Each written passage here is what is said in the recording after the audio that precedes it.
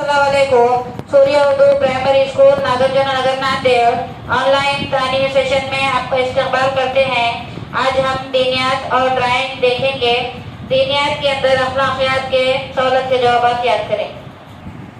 सवाल है, सच्चाई किस चीज का रास्ता बताती है?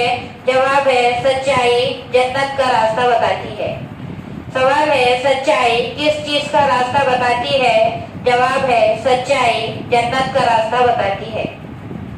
उसके बाद है, झूठ किस तरफ ले जाता है? जवाब है, झूठ दोज़ख की तरफ ले जाता है। झूठ किस तरफ ले जाता है? जवाब है, झूठ दोज़ख की तरफ ले जाता है। उसके बाद सवाल है, किस किस्म के आदमी का एतबार लोगों से जाता रहता है? जवाब है, झूठे आदमी का एतबार लोगों से जाता रहता है। किस किस्म के आदमी का एतबार लोगों से जाता रहता है? जवाब है, झूठे आदमी का एतबार लोगों से जाता रहता है। उसके बाद है, झूठ बोलने वाले आदमी को लोग किस नजर से देखते हैं? उसका जवाब है, झूठ बोलने वाले आदमी को लोग जिल्लत की नजर से देखते हैं। झूठ बोलने वाले आदमी को लोग किस नजर से देखते हैं? उसका जवाब है, झूठ बोलने वाले आदमी को लोग जिल्लत की नजर से देखते हैं। प्यारे बच्चों, ये ड्राइंग की बुक है, ड्राइंग एंड कलरिंग सी।